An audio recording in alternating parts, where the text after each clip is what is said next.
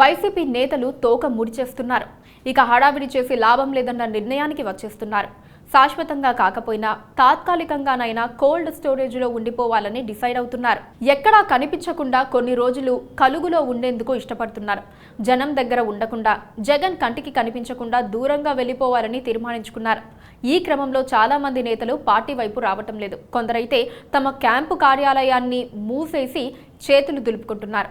అందులో మాజీ మంత్రి ఆదిమూలపు సురేష్ కూడా ఒకరు. జల్లెడబట్టి వెతికినా ఇప్పుడు ఆయన ఎక్కడా కనిపించడం లేదు. ఉమ్మడి ప్రకాశం జిల్లాలో ఒకప్పుడు ఆయన పెద్ద పిస్తా. సొంత రెడ్డి సామాజిక వర్గానికి చెందిన బాలినేని శ్రీనివాసరెడ్డిని కూడా పక్కన పెట్టి మరి ఆదిమూలపు సురేష్కు మంత్రి పదవిని జగన్ కొనసాగించారు. ఈ క్రమంలో సురేష్ అప్పటి సీఎంకు బాగా దగ్గరయ్యారు. చంద్రబాబు టూర్ సందర్భంగా తన చొక్కా విప్పి చూపించి సురేష్ తెగ హడావిడి చేశారు.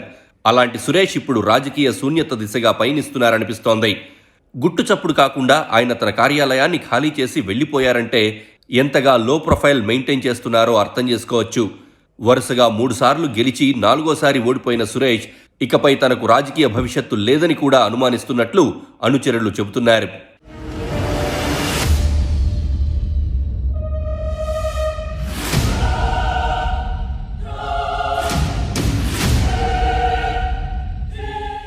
ఆదిమూలపు సురేష్ నిన్నటి దాకా దూకుడున్న నాయకుడు.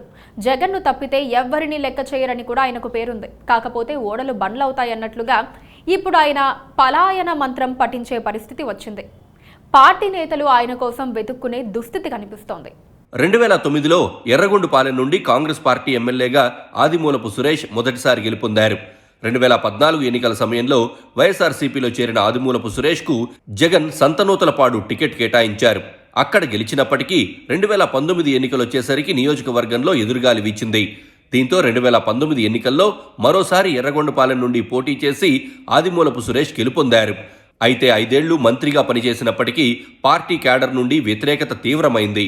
ప్రజలకు ఆయన చేసిందేమీ లేదని నిలదీయడం ప్రారంభమైంది. దీంతో 2024 ఎన్నికల్లో ఆదిమూలపు సురేష్కు మరోసారి నియోజకవర్గం బదిలీ తప్పలేదు. ఎర్రగొండపాలెం నుండి కొండేపీకొచ్చి పోటీ చేసిన ఆదిమూలపు సురేష్కు ఈసారి ఎన్నికలు ఊహించని షాక్ ఇచ్చాయి. కొండేపీ ఓటర్లు ఆయన్ను తిరస్కరించారు. 2014, 2019 ఎన్నికల్లో వరుసగా గెలిచిన టీడీపీ అభ్యర్థి బాలా వీరాంజనేయ స్వామి ఈసారి కూడా భారీ మెజారిటీతో గెలుపొందారు. 3 సార్లు నియోజకవర్గాలు మారి గెలుపొందిన ఆదిమూలపు సురేష్కు 4వసారి నియోజకవర్గ మార్పు బెడిసికొట్టింది. కొండేపీలో ఓటమిని జీర్ణించుకోలేకపోయిన ఆదిమూలపు సురేష్ ఆ నియోజకవర్గానికి దండం పెట్టి వెళ్లిపోయినట్లు చెబుతున్నారు. ఎన్నికల వేళ హడావిడిగా ప్రారంభించిన పార్టీ కార్యాలయాలను, క్యాంపు కార్యాలయాలను గప్చుప్గా ఖాళీ చేశారు. కార్యాలయాలను ఖాళీ చేయడంతో ఇంటి యజమానులు వాటికి టూలెట్ బోర్డులు పెట్టారు. పార్టీ కార్యాలయం కోసం వేసిన రంగులను సైతం ఇంటి యజమానులు తొలగించారు. దీంతో Adimulapu Suresh పలాయనం పరిపూర్ణమైంది.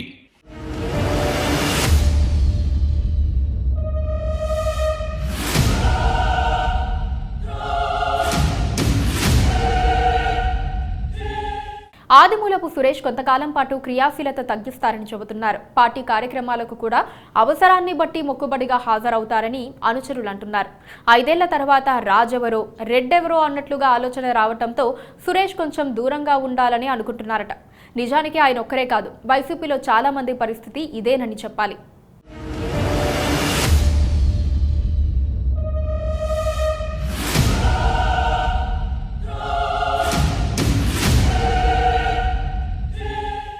subscribe to KTV Telugu KTV Telugu channel.